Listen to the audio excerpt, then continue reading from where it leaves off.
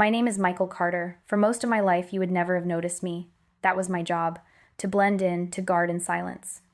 I was a Secret Service agent sworn to protect, even at the cost of my own life. But one day, morning arrived, pared down to edges, pressed cloth, clean steel, a dashboard clock that never blinks. Michael moved through the ritual that had carried him across decades of quiet assignments. You watch him the way the camera of your mind tracks a steady hand. He is not trying to be seen, and you move along in that same hush, breathing with him as he checks the small things that keep big things from breaking. The air feels cool and faintly soapy. A lamp hums like a low bowl tapped by a fingertip. Somewhere a kettle clicks, not for tea but to time the day. He knows the posture before he slips into it. Spine aligned, eyes soft but searching. Earpiece snug. The body remembers before the brain speaks. Yet today carries a weight that does not announce itself with drama. It rests, patient, at the center of his chest, as if the day had swallowed a stone. He notes the sensation without naming it. Agents index sensations the way archivists tag files. Not panic, not fatigue, something like weather building where no clouds show. You keep pace a step behind his thoughts. When he reaches the facility, it smells like disinfectant and new paint.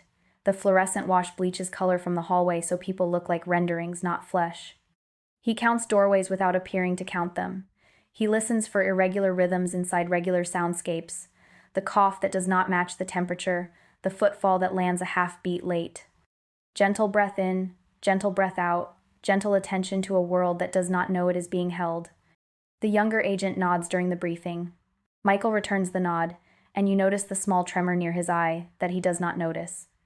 The tidbit most civilians miss is that exits are not only escape routes for protectees. They are mouths where threats feed, funnels where chaos compresses. A senior agent like Michael covers an exit the way a diver covers a pocket of air.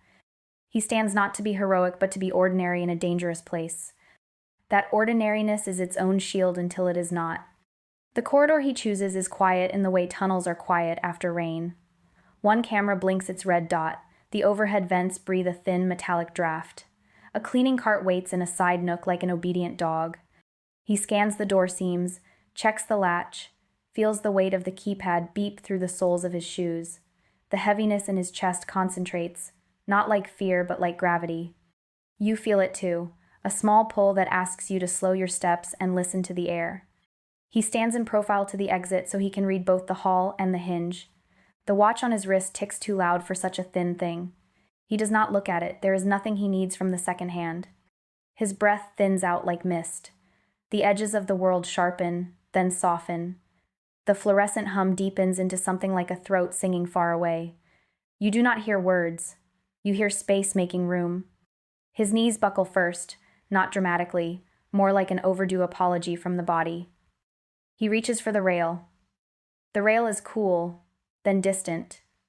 The world tilts as if a patient elevator begins to move. Voices turn into underwater bells. Someone touches his shoulder. Another voice calls his name, but names suddenly feel ceremonial, like badges placed on a table before a meeting that no longer requires introductions. He does not fall into darkness, he falls into clarity. You watch his awareness separate as cleanly as a seal breaks on a jar, a soft release and a new scent in the room. He is above himself without needing height. Body below, life above, and the two not arguing. The scene keeps working, people run, a radio bursts. A trainer's tone walks the line between urgency and control. Michael observes the choreography with a calm he did not practice. He does not will calm, calm wills him. The lift is not an upward blast. It is a current with a purpose. Think of the slow pull of tide over a shallow sandbar, how it does not yank so much as invite. His field of view widens. The ceiling recedes, then becomes irrelevant. The corridor narrows to a beam. The beam softens. The soft becomes a fabric of light stitched with breath. You would expect cold, but the texture is warm, like a towel that found Sunday. The light is not uniform. It moves.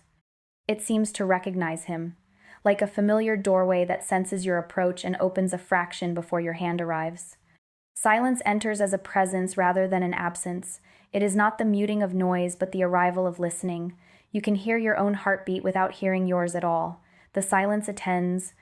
It is shaped by attention the way a sanctuary is shaped by prayer. Michael yields to it with the kind of discipline that made him good at his job. He does not resist escort. He has escorted so many through crowds and alleys and stormed schedules. Now he allows himself to be guided and learns how small resistance looks from the right angle. He remembers the weight he carries in every crowd, the constant calculus of faces and angles, how a child's balloon can hide a bad hand, and how a camera lens can hide a worse one. He knows the inventory of micro-choices that generate safety, how you decide to stand 2 inches left to expand a reaction corridor, how you swap positions on a walk so your partner, taller by 2 inches, can catch a rooftop edge. He has never logged these things as sacrifice. They are simply the grammar of a vocation. Yet as he moves into the living light, he understands this grammar has been heard by an author he never expected to meet so soon. You move with him as the world of gravity loosens its arguments. The edges of the corridor of light ripple like a silk banner held in a slow breeze. There is a faint sweetness like rain striking warm stone. Colors are not colors, but temperatures of mercy. The tactile sense remains. He feels what feeling feels like without nerves. The mind does not race, it kneels. Breath settles into 3 soft patterns: receive, rest, respond. He thinks of those nights when hotel ceilings mapped out insomnia in acoustic tiles. The hush here answers those nights with a kindness that holds rather than analyzes. He does not reach for the radio. Habit lifts and dissolves like fog. There is no mission clock. There is only presence that makes clocks harmless. You sense how the roles reverse without humiliation. Protector becomes protected. The weight that sat in his chest does not vanish. It transforms into a clear line that draws him forward. Duty does not end. It changes assignment. His senses write down new rules. Here, seeing is not demanding. It is consenting. Here, listening is not defensive. It is welcoming. Here, posture is not braced. It is aligned with a pull that knows where to go. He crosses a threshold that has no hinge. The living light organizes around him, and the corridor's quiet behaves like a guide who prefers gestures to speech. You realize that silence has always been the truest tutor of courage. In it, motives are weighed. In it, desire sorts itself into clean piles. He does not review his career to justify himself. He allows a larger gaze to do the counting. His chest loosens. The stone is gone. In its place, a center that feels like home. For a moment, the hallway below tries to tug him back with the last loyalty of muscle to muscle. He acknowledges the pull. He releases it with thanks. And you, moving alongside, learn a small lesson fit for your own corridors. When the next threshold opens, you do not have to perform. You can breathe. You can listen. You can be still. The light does the leading. The light holds him like a careful hand cupping water, and you move beside that steadiness the way you enter a chapel after rain. Surfaces breathe. The passage narrows into focus, then widens like tide reclaiming quiet sand. No clocks survive here. Only attention. Gratitude rises as the first clear weather of his soul, warm along the back of the neck. He accepts that warmth and the hush deepens until breath becomes simple again. Moments appear without frames. They carry weight rather than hard edges. The light sets them out the way bread appears on a table right when it is needed. A breakfast cooling while he laced boots for an early advance. A birthday watched through a phone because schedules would not bend. Hotel walls that smelled of fabric softener and worry. Hands folded under weak lamplight, not for display, but for strength. The corridor turns, seeing into receiving, and you sense how acceptance becomes understanding. Nearness gathers at his sides, not footsteps, clarities. One presence feels like cool water within reach of a runner. One feels like a firm palm between the shoulders that urges progress without words. One feels like shade moving with a pilgrim. They do not interrupt, they accompany. Michael accepts their steadiness as if his balance had always included them. Your breathing finds a slower rhythm. Gentle light brushes the edges of awareness. Gentle pressure steadies the center of his chest. Gentle quiet lays across memory like a soft cloth. The review opens further. A day on a motorcade when a paper bag on a curb drew his eyes harder than protocol expected. He shifted the route by inches. Nothing happened. Everyone forgot. The corridor remembers and lets him feel how near and how far danger sat inside that ordinary hour. A night on a nursery floor beside a crib that refused rest, then leaving before the child woke so the morning would not hold a goodbye. He told himself he was protecting hearts. The light shows he was also hiding his own ache, and that love carried both. A trade tidbit rises like a file tab. After any episode, teams run what they call a hot wash, a quick debrief while memory is fresh. Every step logged, even when no headline exists. He completed hundreds, tracing the arc of an hour with the fine tip of accountability. This review is different. There is no defense in it. The record is not against him. The record stands with him. Relief loosens muscles he never knew he clenched, and you feel a small easing under your own ribs. Gratitude strengthens into posture. He straightens, not from pride, but because love gives time back its dignity. Nothing was wasted. Missed dinners are not erased, yet they are reinterpreted inside a larger generosity that kept watch while he kept watch. You sense the exchange. What he called solitude becomes companionship in retrospect. The light had been present in stairwells, loading bays, and on empty tarmacs when only fuel trucks moved. Hidden places were shared space, and the sharing was quiet enough to be missed until now. The escorts walk with him through crossings of time, a winter crowd breathing white lace into morning air, a coat held 1 second longer so another pair of eyes could scan an overhang, a hallway where he took the path of a man whose anger had lost its steering. He sees how often he trained his body to stand where danger might pass. The corridor reflects that reflex back with tenderness, and you gain a small clarity with him. Every step into risk answered a deeper care already placed between harm and the hearts he guarded. The sequence shifts to small acts. A dry battery swapped in a partner's radio before a sight advance. A door held a fraction longer to prevent a jostle in a press surge. A late meal taken standing so a lobby could be watched while a stranger's mood turned. None earned a citation. The corridor displays them with the same calm emphasis it gives to dramatic hours, as if scale belongs to love rather than spectacle. You feel how small fidelity becomes a language heaven reads fluently. He has shown his silence. Not the professional silence that keeps secrets safe. The interior silence he cultivated so worry would not rot the root of attention. He was not eloquent in prayer. He was consistent in showing up to quiet. The corridor honors consistency by amplifying it into music that is felt rather than heard. You travel with him in that music. Steps soften, shoulders lower. The inside of the mouth tastes like clean water that asks nothing and gives rest. Faces pass. Many he scanned and forgot, the way waves forget exact stones. The corridor remembers them and lets him feel the dignity of strangers who never knew their day was guarded by a man they would never meet. Gratitude swells again and mixes with awe. He is not the hero of his own montage.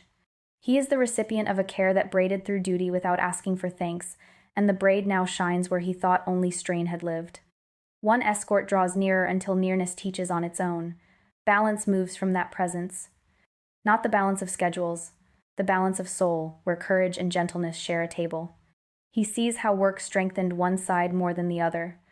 The light does not scold, it supplements. He receives missing weight the way a keel receives ballast, and the course steadies without friction. You note how this ballast feels like mercy rather than burden, solid and simple. The corridor slows so he can catch up with his own life. Gratitude matures into reverence. Reverence does not hide from truth. It welcomes full light. A night returns when he lost patience with a clerk after 3 flights and 2 time zones. The scene does not condemn. It clarifies. He sees what gentleness would have looked like and feels the strength he could have drawn on if he had known it was available. That future gentleness meets the old moment and a knot loosens. He does not rehearse shame. He receives correction as clean air. The air is faintly aromatic, like clean linen stored with sprigs of something green. Texture replaces argument. Stillness replaces self-defense. He moves beyond the habit of measuring worth by results. Worth becomes a light that does not flicker. Work becomes an offering placed within that light, plain and honest. When the review pauses, it does not close, it waits. Presence has taught him a rhythm. Receive, rest, respond. He stands in that rhythm, lighter and more rooted. The escorts remain shoulder to shoulder, not blocking his view but framing it. They are patient with time because time does not threaten them. A threshold gathers ahead like a shoreline felt before it is seen, a nearness that tastes like the moment before doors open and air changes. Gratitude holds, steady as a hand guiding a child across a street. He knows now that nothing he gave has been lost. He knows, more surprising, that nothing he needed was withheld. The corridor seems pleased with that knowing. It brightens without glare, a promise that the next turn will bring him face to face with the answer that had been walking beside him in plain light, closer than breath, hidden only by hurry.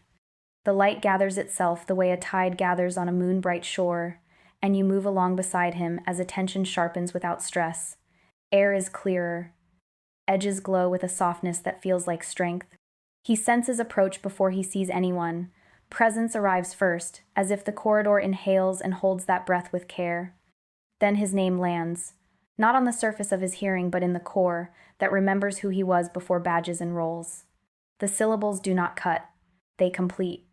Years of service slough off like a heavy coat taken by a faithful hand at the door. The escorts ease back. Their nearness remains, but their posture lowers in a reverence that teaches without sound. Awe is the day's main weather now. You feel it too, like standing where sea meets sky with nothing in between to interrupt wonder. Michael's first reflex was always to measure his worth against performance. That habit meets a tenderness that does not negotiate. Unworthiness tries to speak but finds its vocabulary gone. Love fills the absence with certainty as calm as water in a held bowl. He kneels without planning to kneel. The kneeling is not a display, it is alignment. A warmth rises in him, steady and exact, not like a flush of emotion but like the sun finding a window at precisely the right angle. It carries the quiet conviction of being known completely without being reduced. That is its miracle. He is not treated as a dossier, he is received as a person. Gentle radiance warms the crown of his head. Gentle weight settles across his shoulders where tension used to perch. Gentle hush soothes the sternum where duty stored its ache. The light before him clarifies into form without losing mercy. No face can be described in a way that would satisfy curiosity. The satisfaction offered here is different. It is recognition that requires no witness statement. Michael understands that he is in the presence of the one he had reached for in hotel rooms and stairwells, the one who met him in breath more than in words. Gratitude and fear meet in him, and gratitude wins because fear finally finds itself unnecessary in perfect attention. Commission arrives not as orders but as an impartation, an interior weight that is both gentle and immovable. He realizes his new role with the crispness of a clean radio check. Witness rather than argument. Presence rather than performance. Fidelity rather than applause. The hallway of light agrees. It brightens in quiet assent, and he takes that brightness into himself without grasping. This is not a task he must protect. It is a life he must carry. A trade tidbit surfaces from muscle memory, like a fish flicking silver at the edge of sight. In the service, the voice that uses your first name in the open is usually the voice of family, not comms. On comms, you live by last names and call signs. Intimacy is never broadcast. Here, intimacy is the only channel. Hearing his name in this way is the clean reversal of a lifetime of protocol. It registers as belonging, and belonging steadies him more than any instruction could. He is lifted to his feet by a force that feels like tranquility with agency. The escorts stay near, not touching, but sharing balance through proximity. Attention narrows, without becoming severe. He knows now that being seen end to end is not an audit, it is a healing. The corridor hums with that healing like a low hymn that works on bone. His hands relax, his jaw softens. The alertness he practiced for decades changes flavor. It becomes expectancy rather than vigilance. A window forms ahead, not framed in wood or stone, but in something like living clarity. He does not approach glass. He approaches meaning. The surface does not reflect him. It carries him forward into a gaze wider than weather. Inside that gaze is the feeling of millions of lives flowing like rivers that meet, eddy, and flood. He can barely take the edges of it without help. The escorts lend steadiness by simply being what they are, luminous anchors that keep love from becoming too bright to hold. The gaze includes a land he knows by highways and maps, and the particular way sun falls on winter grass in places far from the coasts. It includes boardrooms and back porches, courtrooms and kitchens, screens and silent rooms where people decide who they are when no one is looking. The first window does not give him every detail. It gives him orientation. He understands that what is coming is not a spectacle for curious minds, but a summons for willing hearts. This is knowledge that shapes responsibility rather than curiosity. You can feel the tone of the room change the way an orchestra changes key without raising volume. Mercy remains the center. Justice stands at the edges like pillars holding the roof of meaning.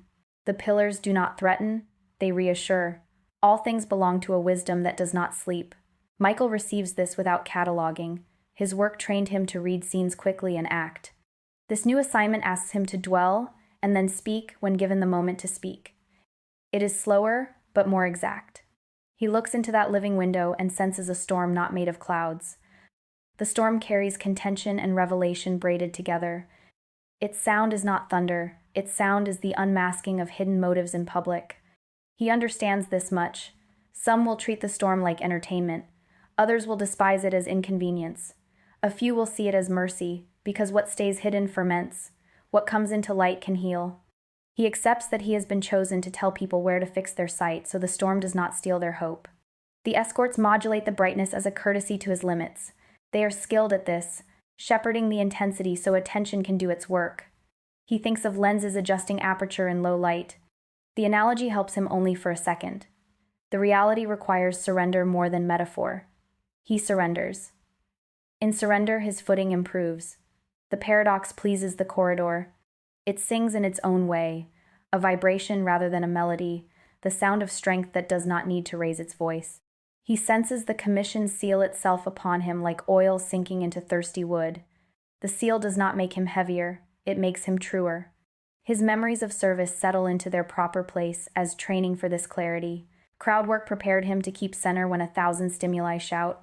Advance work prepared him to see around corners without superstition. Teamwork prepared him to trust hands he cannot see but can feel. All of it braided now into a yes that lives deeper than language. The awe that governs this section of his passage does not fade. It becomes inhabitable, like moving from a cliff edge into a house built at that same height. He learns to breathe there. He learns to stand and look without flinching. He learns that love can be bright enough to expose and soft enough to heal at the same time. Nothing in his previous work contradicted that truth. It was simply hidden behind urgency. Here, urgency bows to patience, and patience reveals power. He does not ask why he was chosen. The question dissolves under the obvious answer that choice here is not favoritism but assignment. Assignments match vessels the way seeds match soil, not to flatter the ground but to grow fruit. He stands available. Availability is the right word. It carries humility without collapse, readiness without strain. The escorts know when a soul reaches this posture. They draw a little nearer as if to say that travel from here will require companionship of a different order, one that honors freedom while protecting direction. The window steadies into a promise of further sight. Details will come, but not yet. What he carries forward now is the certainty of being known and the certainty of being sent. That is enough to step. You move with him as he lets the corridor lead once more. The presence that spoke his name remains close as breath. The sound of that name continues to work within him like a bell that keeps singing long after the strike, drawing his life into resonance with a will that is not harsh and a purpose that is not small. The window opens wider, and you move along at Michael's shoulder, as if stepping from a dim foyer into high noon. The light does not glare, it clarifies. Streets stretch in every direction like arteries carrying more than traffic.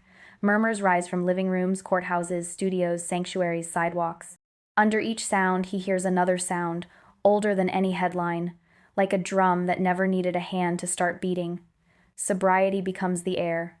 It cools the skin and sharpens the eyes. This is not a place for hot takes. This is a place for clean sight. The surface layer shows what everyone argues about: placards, speeches, legal words, viral clips, families sitting silent at tables while forks pick at food that loses steam. He watches a mother scroll and sigh, a father tighten his jaw, a son look away so no one reads his face, a daughter rehearse a sentence in her head and never say it aloud. Over this layer, another world runs, quiet as a current under ice. There, prayer rises like steam from 1,000 kettles. There, contempt crawls like frost over a pane and makes the world smaller until only anger fits. The two layers touch at every point. That is the terrible beauty of it. You feel the contact like two notes played in the same key that either harmonize or beat against each other until someone chooses. Michael is shown how stories are seeded. Some begin with truth and are bent by fear. Some begin with malice and are dressed in careful language. Some begin with wound and fester because no one tends them with mercy. The unseen layer is not neutral about any of this. It amplifies humility into courage and ego into chaos. The corridor does not offer commentary. It offers sight that refuses to flatter. You learn to accept the discomfort the way you accept a winter wind that wakes the face and makes the eyes water, for good reasons. There is a narrow platform amid the images. A figure stands there, familiar to screens and arguments, weathered by praise and contempt in equal measure. The sight is not an endorsement, it is an explanation. In this vision, the man is not the point, the function is the point. Michael understands it before words arrive. The instrument here is meant to be abrasive enough to wake what fell asleep. Disruption becomes a spotlight that tears linen from stored boxes in a basement where rot preferred to work in quiet. The light does not ask whether people will enjoy its angle. It asks whether exposure will bring truth into air that heals. The temptation on the surface is predictable. Some stare at the instrument as if metal could be a meal. Some throw stones at the instrument as if breaking it would end the music. Few look for the hand that holds it. Fewer still ask why this timbre at this time in this nation. The corridor pulls Michael's attention past personality, past policy checklists, into motive and fruit. He sees leaders who smile in rooms full of microphones and then bargain in rooms full of quiet, where paper slides without fingerprints. He sees ordinary people who argue in comment threads and then lie awake, hearts sore, whispering for help they are embarrassed to name. Both layers register. One shapes headlines, one shapes destinies. He feels again the discipline of crowd work, how teams sketch sites before an event and label zones by risk. Green if lines of sight are clean, amber if variables multiply, red if geometry or history says risk hides there. The tidbit returns with unexpected meaning. A nation has zones too. Some conversations are green, safe for listening and difference. Some are amber and require patience or delay. Some are red and invite harm if approached without prayer and wise company. The map does not condemn. It guides. You sense relief at the idea that discernment is not cowardice. It is stewardship of the heart. Images shift, screens flicker. A debate stage bright with lights that flatter. A hospital corridor hums. A flooded neighborhood smells like wet drywall. A church basement stacks food and blankets. A courtroom polishes words. A kitchen table lays out bread. In each frame, the same question hums beneath everything. Where is your trust placed? Not who wins this hour. Where your weight rests. The unseen layer leans toward those who anchor in what cannot be voted in or out. That anchoring does not erase duty, it cleans it. Duty without worship rots into pride. Worship without duty evaporates into sentiment. He sees the balance as a single beam crossing a chasm, and the beam is steady because someone stronger than his fear holds both ends. Michael senses how idolatry wears costumes. It dresses as outrage that must be fed hourly. It dresses as savior fantasies that excuse laziness. It dresses as despair that calls itself realism. The instrument in the center of storm draws these costumes out of closets. People reveal themselves by how they look at a man and forget to look at the one who reads men like pages. The corridor lets him feel the ache of that forgetting. It is not an angry ache. It is the ache of a patient father, watching a child argue with a mirror and ignore the open door behind him. You move with him past crowds that chant and past saints who whisper. The whisper carries farther. That surprises you until you remember how sound travels at night, how a single human voice can cross fields when the air is cool and still. The unseen field loves night for that reason. In night, small fidelity travels. He sees circles gathering in living rooms and barns and classrooms after hours. They open texts that have survived empires. They confess small meannesses and large sins. They trade plans for fasting and service. They stack canned food for neighbors without ceremony. Nothing there will trend. Everything there will last. The surface layer is not dismissed, it matters. Policy shapes the poor, the unborn, the prisoner, the stranger, the worker, the patient. Michael does not receive a lecture. He receives alignment. Look past the man. Assess the fruits. Demand integrity. Expect imperfection. Refuse to make an idol or an enemy out of clay. Anchor in the maker. Act accordingly with sober hope. The counsel is simple enough to offend the sophisticated. That is often how mercy comes. The disruptive instrument will continue to sound. It will be used to rattle shelves and reveal what falls. Some will hear only noise. Some will hear a wake-up that hurts the ears at first and then saves lives because a house on fire requires alarm more than melody. You feel that metaphor settle. It does not flatter anyone. It does not condemn anyone you can scapegoat. It calls for readiness of the soul and gentleness of the speech that leaves room for repentance in enemies and friends alike. Michael absorbs the sight until the edges stop swimming. The escorts keep him steady. One presence blocks fear from climbing back into his throat. Another stands close enough to carry some of the weight of what he sees without taking it away. The third remains like shade on a hot day, ordinary and miraculous at once. Gentle light steadies his gaze. Gentle breath smooths his pulse. Gentle hush wraps the noise of argument so it cannot drown the still voice that matters. He understands now why he was told to witness rather than convince. Convincing wants control. Witnessing wants truth. Control breeds panic when crowds do not move as planned. Truth breeds patience that can bear the time it takes for hearts to turn. The corridor seems pleased by this understanding. It thins into forward motion. The window dims not as rejection but as care, like a counselor closing a folder after a hard session because more would harm rather than help.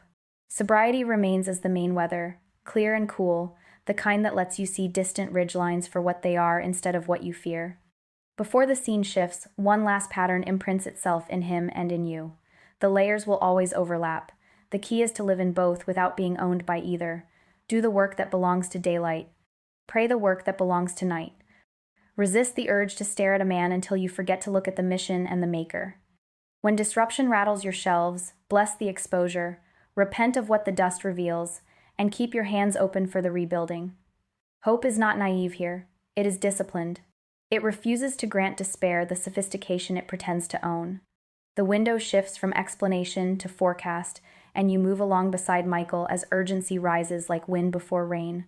The light does not frighten. It warns with the steadiness of a bell that keeps its tone pure while hands scramble below. He is shown the shaking as a sequence, then as a braid. Social turmoil coils with institutional exposure and natural blows that come like a series of stern knocks at a nation's door. The knocks are not punishment for sport. They are invitations to wake, clean house, and return to first love. First, the cities. Crowds thicken, some shouting, some praying, some filming, as if the lens could give meaning by recording heat. A courthouse step scene frays into arguments where faces flush and hands cut the air. Then the camera of his vision pulls back and he sees kitchens where families sit in stiff quiet because words have become small knives. Urgency is the main weather here, but it is not chaos. It is a clean pressure that insists on choices. You feel it on your skin like the air right before a summer storm, metallic and near. Then institutions. Files surface. Deals once sealed in friendly rooms unseal themselves as if paper had grown a conscience. Boards convene. Statements are drafted. Lawyers find new adjectives for old sins. Some leaders bow low and tell the truth. Others build new masks and call them reforms. The corridor refuses to be impressed. It lets Michael see how exposure is mercy when it comes in time to heal. He senses the cost of delay and the cost of candor, and the scales are simple. Candor hurts less in the end. Then the earth itself. Rivers forget their banks and move like animals that have slipped their halters. The smell rises mud, gasoline, wet gypsum, a ghost of bleach. Sirens weave their thin threads through neighborhoods that sound suddenly hollow. In the vision, his boots splash in water that has climbed 2 steps too many, and he feels the truth responders know but civilians learn late. The first 72 hours after a major blow are a lifeline gap. Support is coming but not instantly. The tidbit lands with purpose. Plan to stand steady for 3 days with water, light, medicine, and a way to hear. He absorbs it as an act of love, not fear. Epidemics pass across the window like shadows of birds. Not every season carries a pathogen that tests society, but some do. He sees the fatigue that follows warnings, the shrug that grows when months of watchfulness erode attention.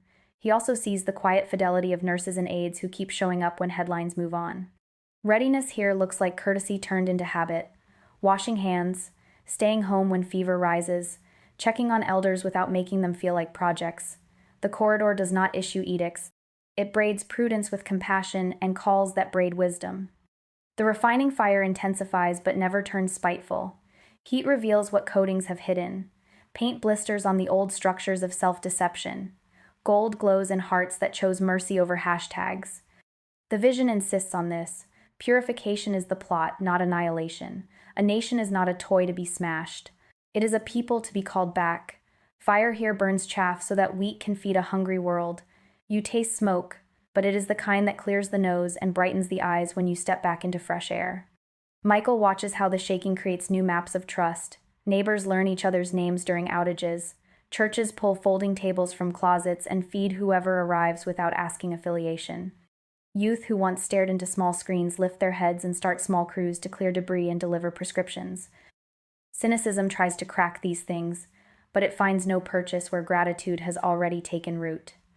Gentle light lands on a porch where soup steams in borrowed bowls. Gentle pressure steadies the hand that writes a list for a housebound stranger. Gentle breath moves through a gym-turned-shelter at 2 a.m. when a volunteer convinces a child that sleep is safe again. The vision is not sentimental. It shows failure too. Looting that dresses itself as justice. Leaders who pretend that funding equals faithfulness and optics equal repentance. Households where contempt becomes sport. Yet in each scene, a door remains ajar. You can feel it like a draft across the ankles. Turn, the draft suggests. Make the phone call. Delete the cruel post. Apologize to your child. Give back what you took. Choose the difficult truth before a louder truth chooses you. Urgency keeps the door from seeming optional. Michael receives instructions that are both simple and heavy. Pray daily so panic does not own your breath when the phone buzzes with the next alarm. Fast modestly so your body learns it can say no in small things and therefore has strength to say no in larger temptations. Keep a small kit ready. Water for each person for 3 days. A radio that does not beg for outlets. A battery pack. Copies of prescriptions. Cash for when networks sleep. A list of neighbors to check first.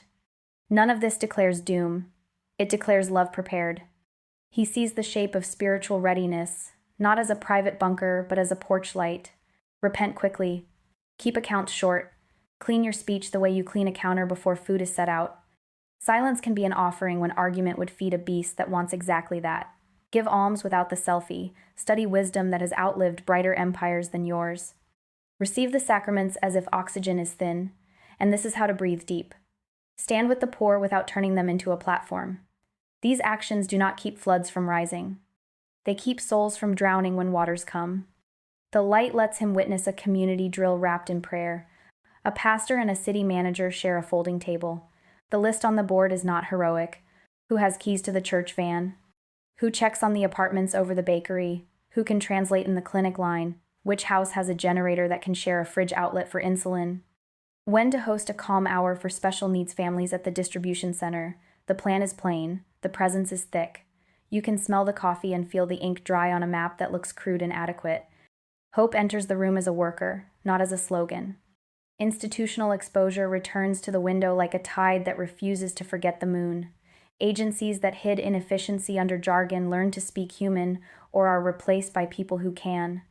Media cultures that mistook cleverness for courage find out that humility earns more trust than volume. Churches that traded worship for performance hear the thinness in their own sound and begin to repent publicly with tears that are not staged. The fire does not mock them. It warms the repentance, and by that warmth invites others to join. Urgency hums in your bones now, but it has been domesticated by hope. That is the miracle of this section. Michael is not left with dread. He is handed a way to stand that makes dread seem like a weak salesman you can politely turn away. Gentle light, again, across a stove where water boils for tea after a long cleanup day. Gentle pressure, again, from a hand on a shoulder that keeps a volunteer from collapsing into sorrow. Gentle breath, again, as a prayer line whispers a psalm while the wind knocks once against the window and leaves. The corridor begins to dim the intensity, not as retreat but as pacing. Michael understands that seeing too much at once can burn a man who still walks in time. You understand it with him. The instruction remains clear. Do not love crisis, love people. Do not idolize warnings, honor them and then build. Do not despise leaders. Demand integrity while placing final trust where it belongs. Keep your soul clean and your pantry honest. Speak blessing. Carry truth like bread, not like a brick. Urgency remains the day's weather, but it has learned its manners. It points, then it steps aside so willingness can walk past. The refining fire continues in the distance, a steady glow, not a devouring blaze. The light gestures forward. There is more to see, and there is also the work of returning to the body, because witnesses who never come back are not witnesses at all. Michael gathers what he has been given the way a seasoned agent gathers his kit after a hot wash, calm, thorough, ready to move toward whatever door opens next. The corridor thins like mist at sunrise, and you move beside Michael as the air cools into reverence. The escorts adjust the brightness the way skilled hands adjust a dimmer, and what opens ahead is not spectacle but medicine. The first vista arrives with no edges. Color happens like breath. Surfaces carry a softness that feels like integrity rather than indulgence. There is music but no instruments, a tone that behaves like a welcome you can stand inside. He recognizes the honesty of it before he recognizes beauty, and that order matters. Beauty here is the fruit of truth, not the bait. He senses presence distributed, not crowded. Lives stand in right relation, like stones set by a careful mason who trusted plumb and level more than guesswork. Nothing nags, nothing needs to be defended. Love is not a slogan. It is a climate that keeps promises intact. The light that touches him carries weight without pressure, kindness without flattery, joy without mania. Gentle light dusts the forehead the way a mother's hand once cooled a fever. Gentle pressure settles between the shoulder blades and makes standing easy. Gentle breath moves through the lungs as if air itself were grateful to be used for good. He sees work there that is not toil. Tasks are matched to design. Attention is not scarce. Songs occur when gratitude ripens past silence. The smallest movement honors the largest truth. He cannot describe faces without reducing them, so he stops trying and receives what the place offers. The knowledge that love, when unbroken, repairs everything it touches. The balm is not sweet to the point of softness. It is strong, like mountain light that makes distant things near and makes pretense impossible. Awe is the main emotion here, and awe calms rather than agitates. The escort on his right slows him before the second vista arrives. He understands the courtesy when the air loses temperature and scent at once. Where love is absent, even molecules seem to forget their task. The space is not chaos. It is order without heart, a geometry that traps rather than frees. There is a perfection here, but it is the perfection of a locked room. Light exists but does not warm. Accusation hums without needing a voice. Nothing bleeds. Everything withers. The absence is its own cruelty. He senses how memory loops without integration. Regrets do not teach. They gnaw. Achievements do not bless. They brittle into trophies that cut the hand. The self turns upon itself and cannot finish the turn. This is not theatrical punishment. This is the arithmetic of isolation. When love is subtracted completely, meaning collapses. He tastes dust, not the kind that suggests a distant harvest, but the kind that cakes on abandoned shelves.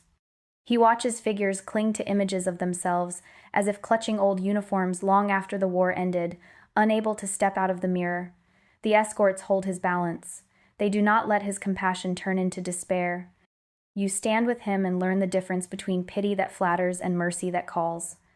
The corridor closes the second vista quickly, the way a wise physician closes a wound against infection. He is left with an imprint rather than a burn. The imprint clarifies the stakes of freedom. Choice is not a gimmick in this story. Choice is the door through which love remains love. Coercion cannot make saints. Consent can, and refusal can make prisons out of gifted rooms. He absorbs the lesson in the same place his training once stored protocols, and you feel how the new protocol is simpler and heavier at once. Choose love while choosing is possible. Counterfeit lights approach his awareness like lures cast into clear water. He recognizes their shapes because he has watched men and women in power craft them for years. Some counterfeits mimic consolation while sedating conscience. Some mimic courage while feeding contempt. Some mimic holiness while hiding hunger for control. The corridor does not lecture, it demonstrates. A path lined with soft glow invites, then narrows until knees and shoulders scrape. The glow intensifies to hide the lack of air. The true light, by contrast, never hides the cost at the door. It strengthens the lungs for the climb and gives water that does not run out at the first switchback. A practical tidbit rises, not as trivia but as counsel.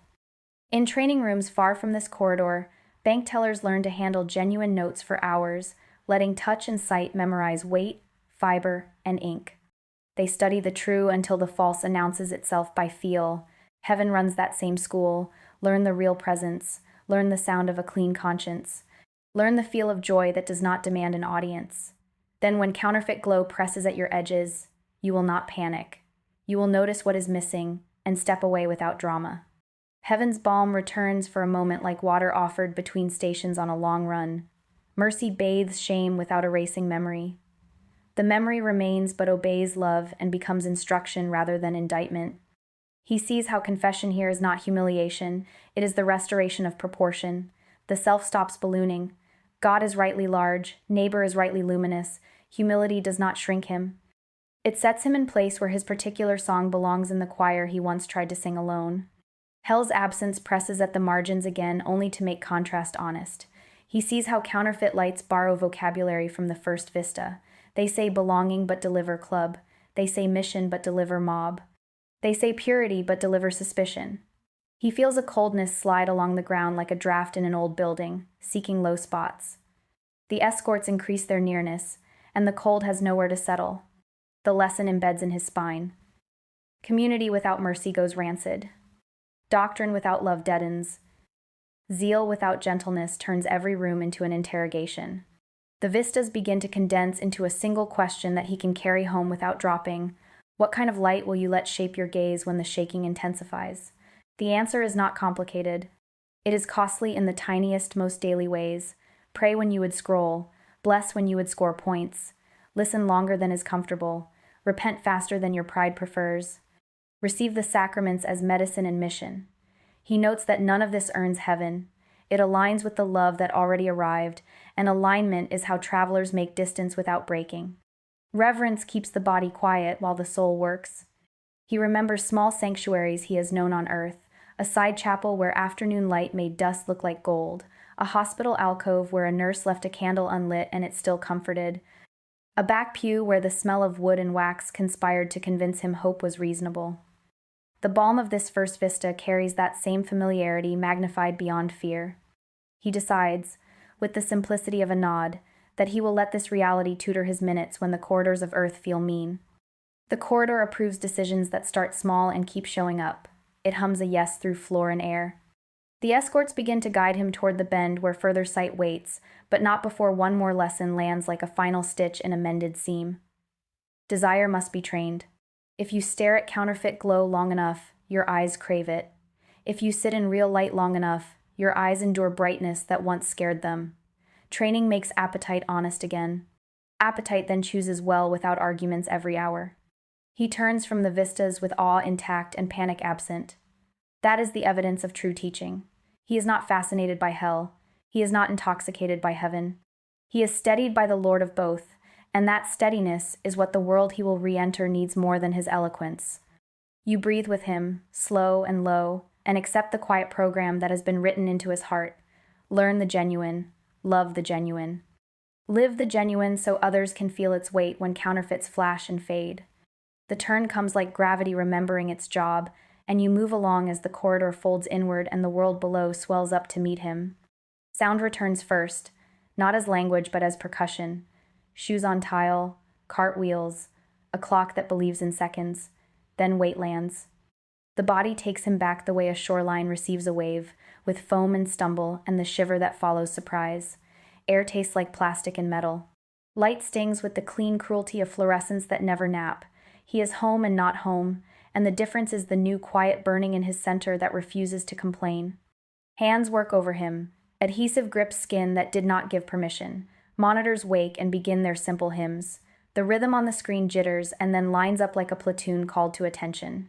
A mask breathes for a moment, then the lungs remember duty and pull their own. He hears names without needing them, procedures without fearing them. Gentle light hovers at the edge of his vision where ceiling becomes wall. Gentle pressure steadies the sternum with the memory of a touch that is not medical and not mortal. Gentle breath finds a slow cadence, as if the corridor left him a metronome set to piece. The clinical tidbit your mind stores for later arrives without ceremony. The machine with pads does not fire because someone wants it to. It fires only when it hears the language of certain chaos in the heart. Ventricular storms get the shock. Other confusions get patience, compressions, medicine, time. A quick score passes a responder's lips, syllables that sort how awake a person is and how deep to reach to find him. The words travel like a checklist into a chart. To the corridor they were always prayer in code. His awareness widens. The room has the smell of cold water on copper, the sour shadow of bleach, the clean cruelty of new plastic. A blanket rasps when he moves. Tape tugs hair with a small insult that confirms he is alive. People lean close with practiced kindness that does not need introductions. Noise tries to climb into his head and make a nest, but the interior quiet is larger. He is not bargaining for more time. He is receiving time given back, and you feel the gratitude settle not as fireworks but as a low stove that will not go out.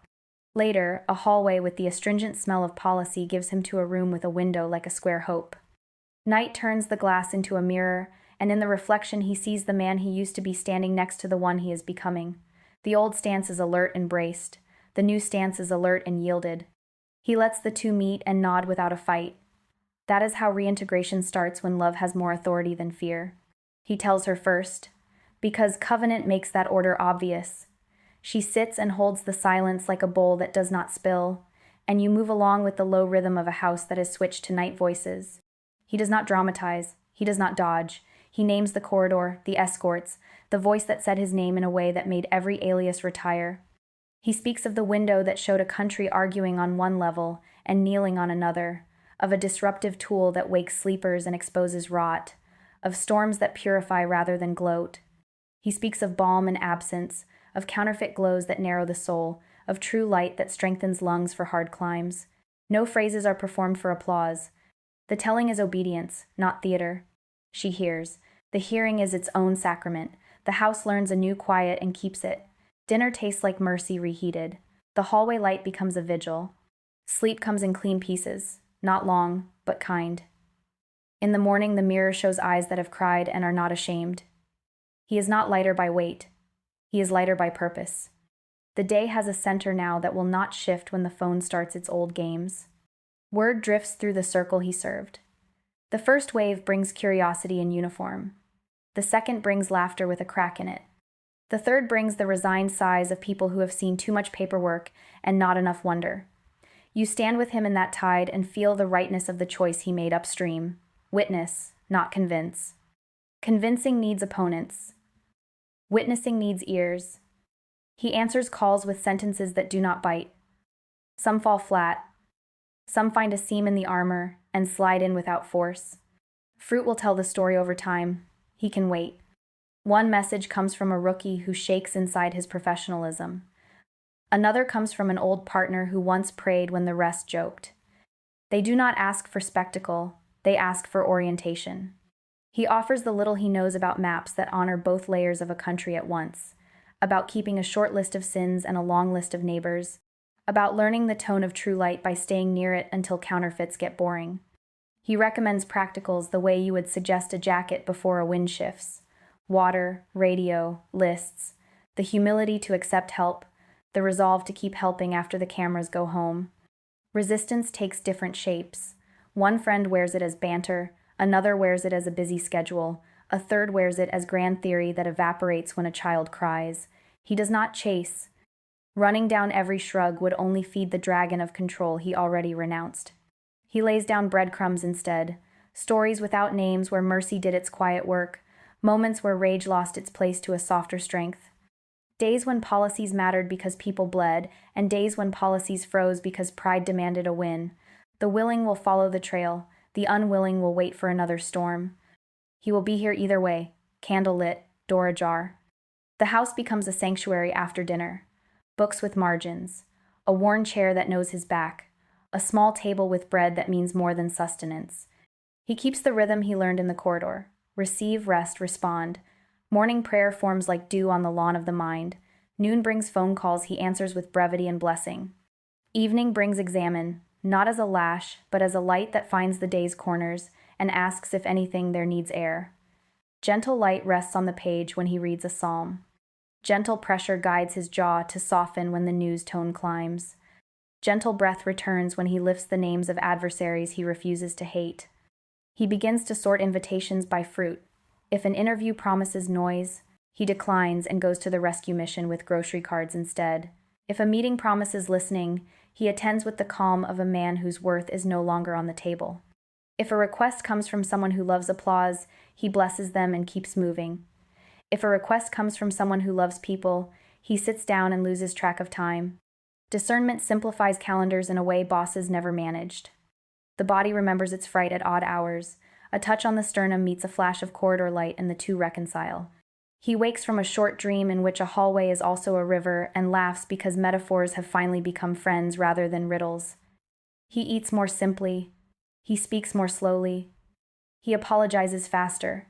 He watches his own tongue the way he once watched doorways, knowing a single careless word can change a room. Practice becomes prayer, and prayer becomes practice, until the two become one thing that looks like peace. Calls still come from the world of uniforms and clipped speech. He takes some. He lets others go to voicemail and turn into silence that harms no one. He is not building a brand. He is building a life where the testimony can sit without tipping. You can feel the difference in the room. The air is less impressed with cleverness and more fond of patience. Time, always impatient with vanity, starts to spend itself here gladly. Resolve is the day's main emotion. Not hard resolve that grinds its teeth. Quiet resolve that outlasts snickers and slow walks around traps. It smells like fresh coffee and old wood.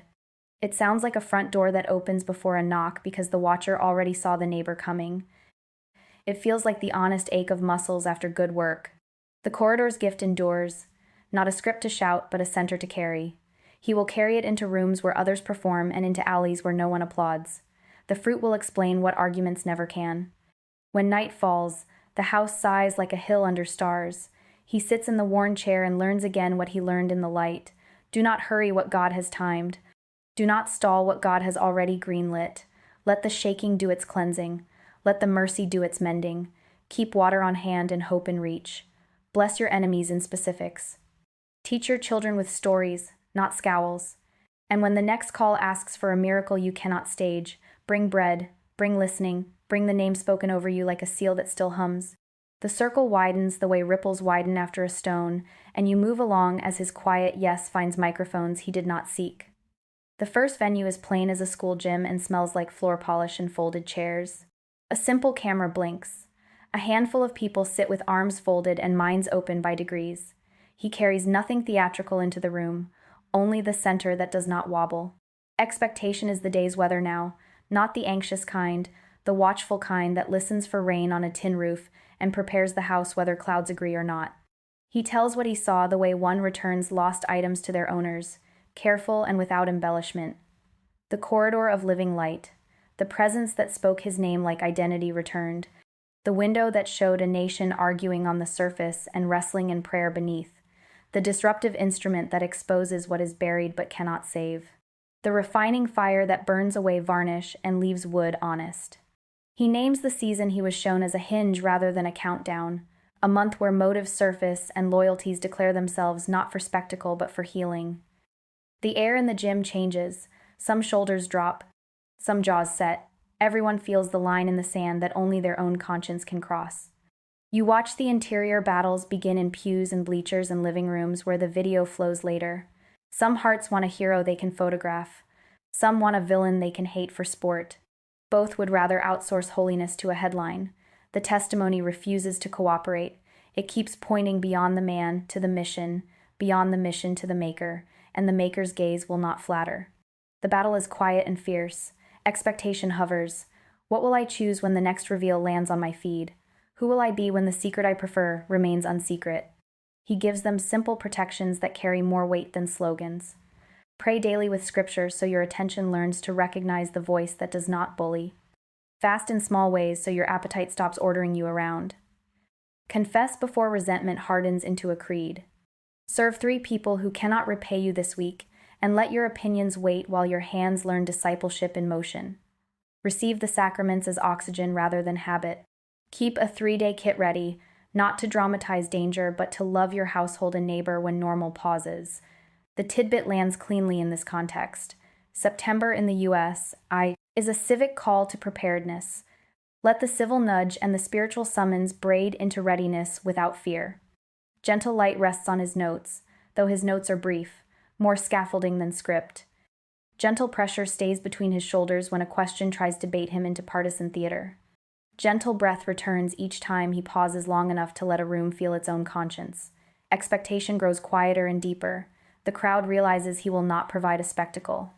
Some leave early because spectacle is the only language they study.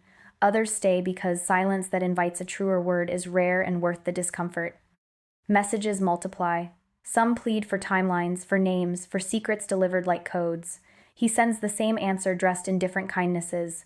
September marks revealing, not fortune-telling. Look to your house. Check your anchor. Join the prayers already rising from small circles you can trust. Clean your heart so you can hear.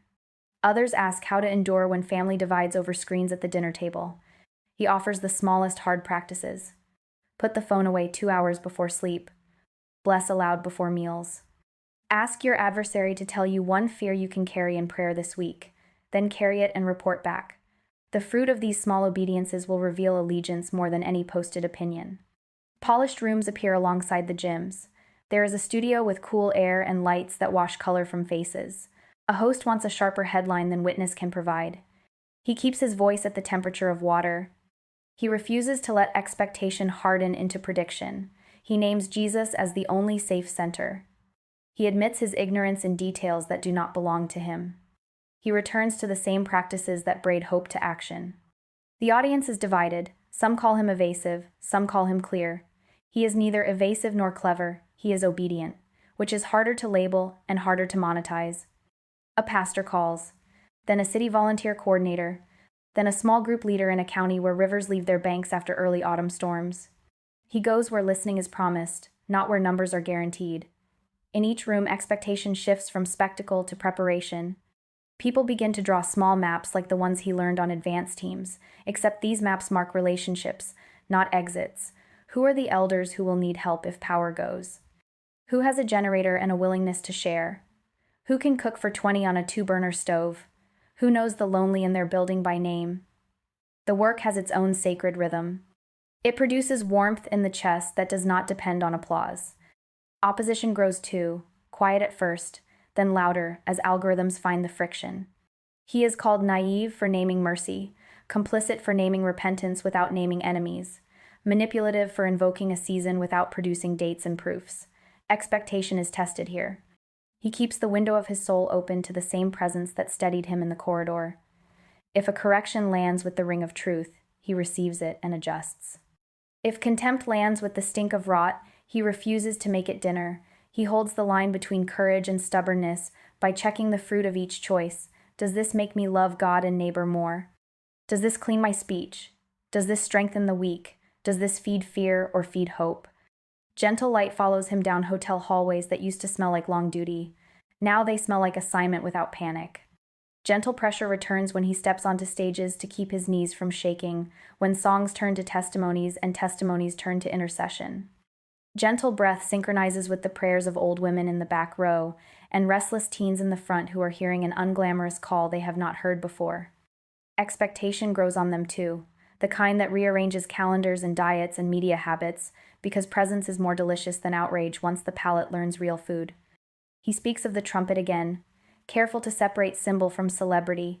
The instrument is abrasive because sleep is deep. The purpose is exposure, not coronation. The result is decision, not fandom. Some hearts relax as if unburdened of a worship they never wanted to carry. Others bristle because enemies make better stories than missions do. He leaves both to time and prayer. He will not grasp outcomes his hands cannot hold. He will hold the practices that grow saints under any administration and any headline. September arrives as a doorway you can feel. The air smells like sharpened pencils and damp leaves. News cycles churn with fresh heat. He keeps repeating one sentence in many forms. Do not misread this month. It is a hinge, not a hammer. When secrets surface, do not dance or despair. Confess what is yours, release what is not, aid the harmed. Ask the Lord where to stand and then stand without the adrenaline addiction that mistakes frenzy for faithfulness.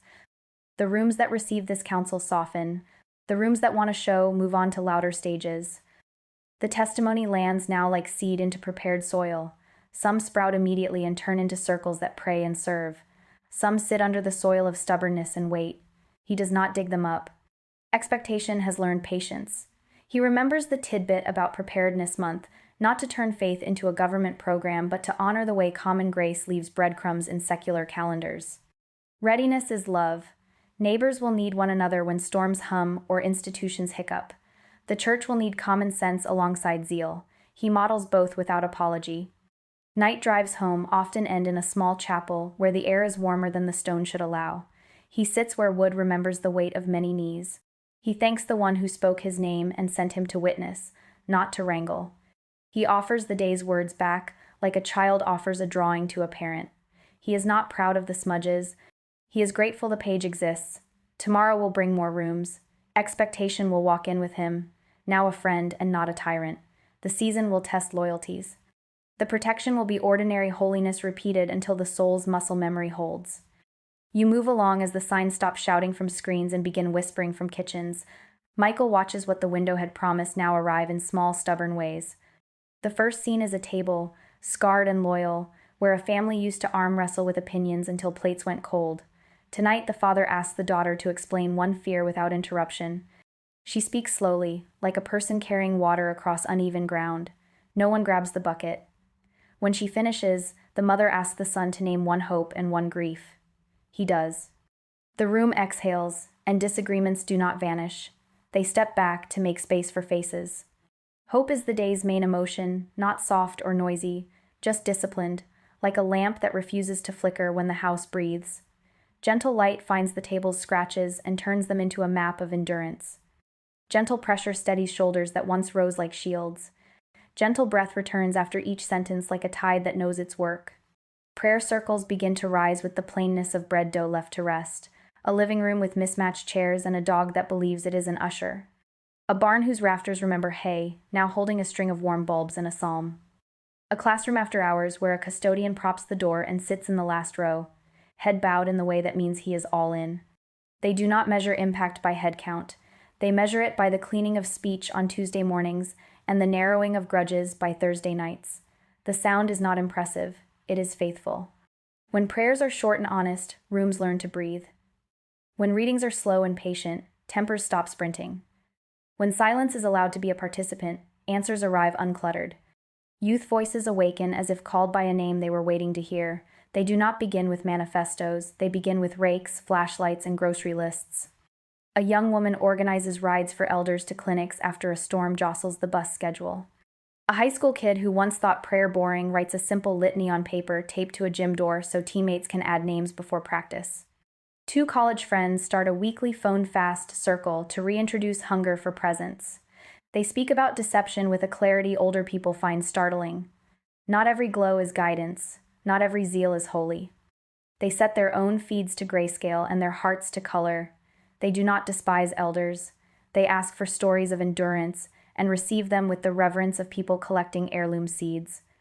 Disaster sharpens conscience in the humble way a whetstone sharpens a blade. A river steps out of its promise and licks at porches. Power pauses. The soundscape changes. Generators grumble where they can. Elsewhere, the quiet is thick and uncertain. Phones blink with half bars. It is here the practical tidbit proves merciful. Text, don't call, because small packets slip through congestion where full conversations choke. One out-of-area aunt becomes the family switchboard, fielding short messages that confirm safety and direct help. The anxiety that multiplies in silence loses its leverage. A teenager tapes the aunt's number to the fridge, the glove box, and the church kitchen. Wisdom moves at the speed of a number that everyone remembers. Mutual help organizes itself like a flock, each member reading the others without a conductor. A grill appears in a cul-de-sac and becomes a sacrament of proteins and patience. A neighbor who knows diabetes from experience stores insulin for others in his cooler, logs names on a notepad, and refuses money. A retired nurse sets up a comfort corner in the shelter gym, where overstimulated children color pictures of trees and angels, while exhausted parents close their eyes for 20 minutes that feel like a week. Michael does not lead these scenes. He watches and learns the currency of the kingdom he was shown. Small obediences compounded into resilience. The prayer circles refuse to become clubs. They rotate houses, make room for strangers, and keep the rules gentle. Punctuality that respects workers' shifts, brevity that honors child bedtime, confidentiality that allows truth its full weight. They end with assignments that look like love in work clothes. Check on the widower in Unit 3C. Call the debt counselor whose card is in the church office drawer. Offer translation at the clinic line from 5 to 7. Carry heaters up the stairs before cold sets. In each case, someone shows up, and showing up becomes its own theology. You feel the doctrine of incarnation made local. The youth begin to sing with the old in combinations that embarrass cynicism. A hard song is introduced, then carried, then healed by a lighter refrain, until the room finds a key where both generations can remain honest. The lyrics do not amplify despair. They admit it, then move through it. That movement is what keeps souls from kneeling to the counterfeit glow of sheer outrage. A boy who has learned to lead a small crew of volunteers discovers he needs less approval from screens. A girl who starts a midweek confession hour with her 3 closest friends finds she laughs more easily and struggles more cleanly. Their elders recognize in them the early weather of revival that does not need a brand. Households practice reconciliation in tactile ways. A father fixes a door he kept meaning to replace and tells his son why his anger came cheap and left debt. A mother writes a letter to her sister instead of a text and walks it over. 2 brothers return tools that gathered in their garage through a decade of slow theft. At a neighborhood table, a man asks the group to help him make a list of the people he has talked about rather than 2. He circles 2 names and says, "These first." They nod and promise to pray. Accountability feels like friendship in the light of these rooms. The community reorients not by decree but by repetition of mercy-shaped habits. Michael reads faces the way he once read crowds. He sees fear losing its entitlement and hope learning how to carry a shovel. He hears the small quiver in a voice when someone thanks God mildly for sparing a house and then thanks God more fiercely for sparing a neighbor. Gratitude changes flavor when it stops hoarding survival and begins giving honor. The corridors of his earlier life return as metaphors he can use to coach without controlling. Amber zones, he tells a circle one night, are conversations where you need more prayer than arguments. Red zones are places you refuse to tread without a partner and a blessing. They write these phrases on index cards and tape them to kitchen cabinets where everyday decisions are made. Small mercies multiply with the stubbornness of mint in good soil. A barber turns his shop on Mondays into a free cut and quiet counsel place for boys trying not to become statistics. A teacher opens her classroom early twice a week so a quiet student can draw in peace before the day's noise. A city inspector bends his lunch break into a home visit, explaining code like a language rather than a threat. The effect is cumulative. Fear still arrives. It does not run the block. Cynicism knocks. It finds no host with a couch to spare. Gentle light finds the edges of a cracked sidewalk where chalk prayers announce names and hopes by the dozens. Gentle pressure keeps a volunteer from collapsing into savior syndrome by reminding him the work is shared, the harvest is slow, and the Lord is not tired. Gentle breath animates the old hymn sung by new mouths as dusk folds over a parking lot that has become a sanctuary because someone asked, and someone else said yes, and nobody demanded perfection before beginning. You move along aware that the signs among the people are not fireworks but campfires. They need tending, they give heat, they attract neighbors who might have been enemies if it were daylight. And over all these scenes there is the remembered voice that sent Michael back with witness rather than war. He carries it now like a low drum behind his ribs. The rhythm steadies when storms threaten. The rhythm softens when a child laughs after a long, hard day. The rhythm persists because hope has finally decided to become a citizen, not a guest. The last gathering arrives without banners, and you move along as the room fills with the kind of quiet that chooses truth over theater. Folding chairs click into rows. Air carries the faint smell of dust, coffee, and old wood. Michael steps forward with the unhurried cadence of a man who has learned to stand inside a center that is not self.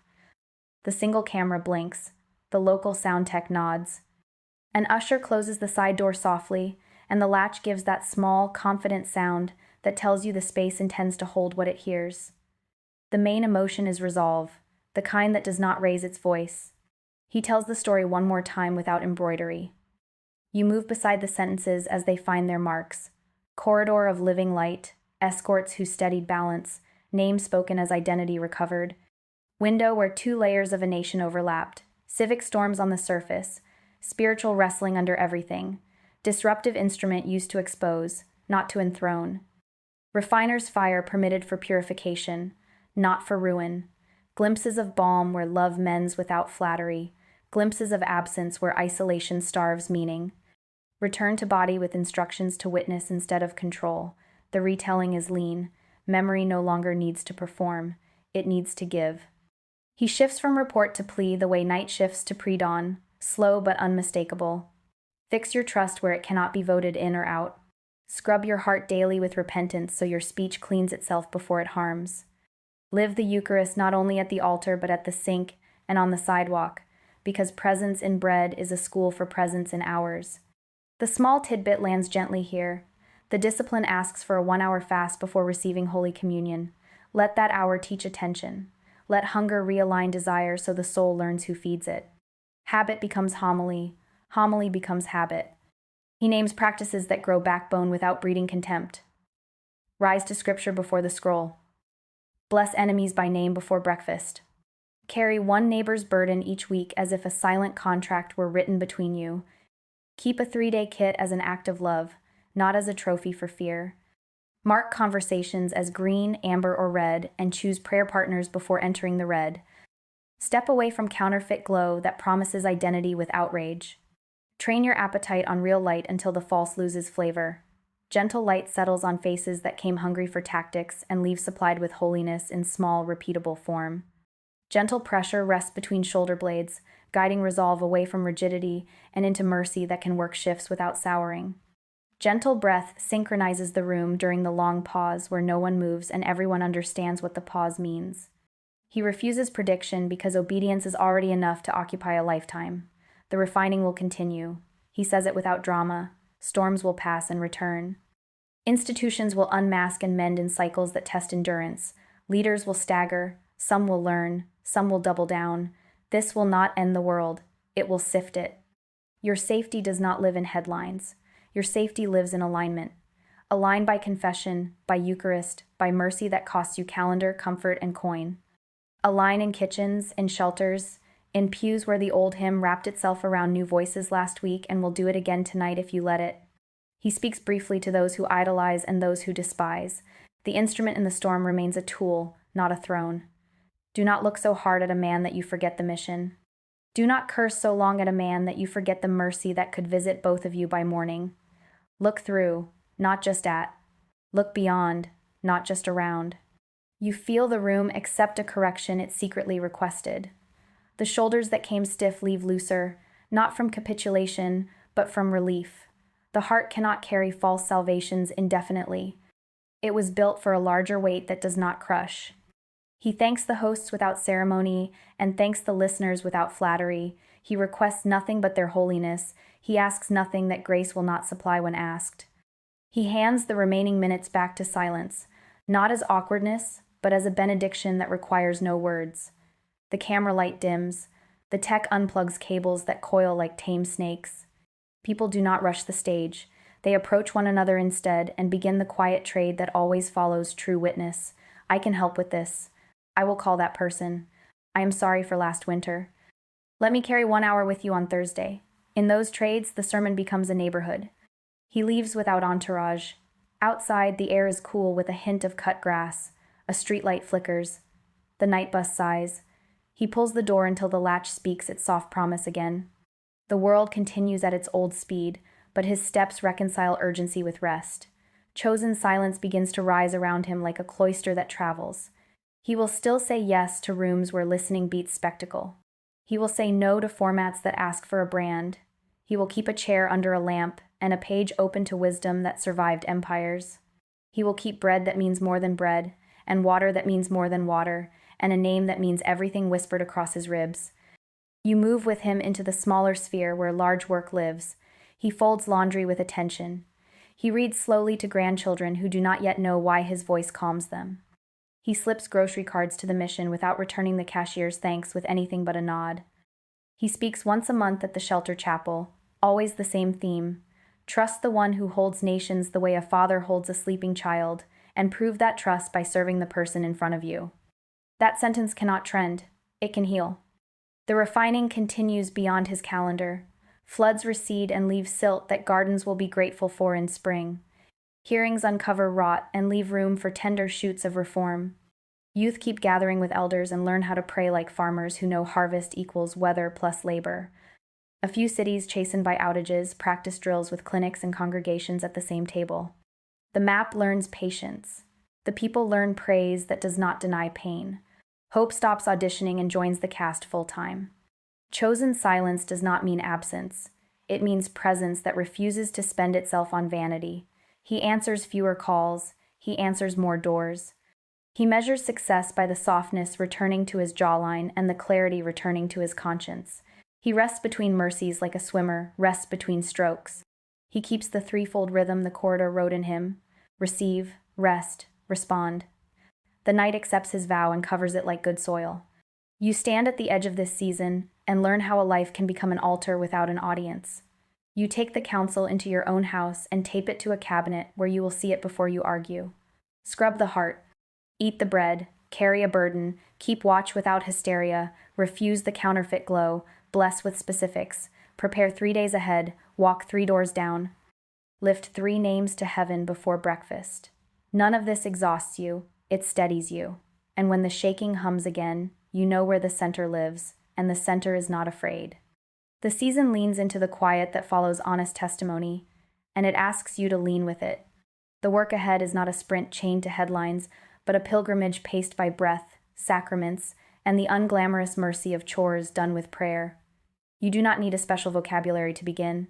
You need a clean hour before dawn, a page of wisdom open on the table, a glass of water that teaches you how to receive, and a list of names you refuse to abandon.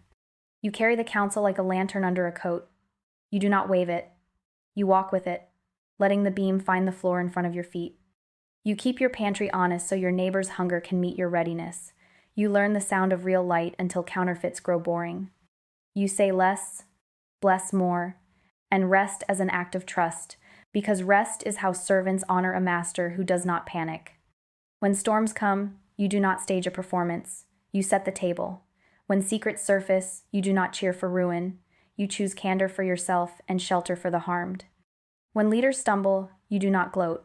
You intercede with the seriousness of people who know altars way more than microphones. The refining will continue, sometimes as thunder, often as the small hiss of a kettle at a prayer meeting where 5 people and an angel make more difference than 1,000 comments. Your hands will tire, your spirit will learn new endurance, your joy will become stubborn and practical, your home will hold a presence that cannot be purchased, only hosted with humility and a swept floor. So the image fades, not into dark, but into a softened brightness that does not demand attention. It wraps the edges of your day the way evening wraps a field after long work. You breathe slower. You feel taller by a measure you cannot name. The room seems to know the one who spoke a name in the corridor is still near, still sovereign, still kinder than fear and stronger than despair. You let that nearness be the last word before sleep, and the first pulse when morning moves again. If these words resonate with you, please leave an amen in the comments, subscribe to the channel, and share it with at least 3 friends or family members right now. Now is your time to make a difference. Spreading this message is not only an act of love, but also a mission that Jesus himself has entrusted to you.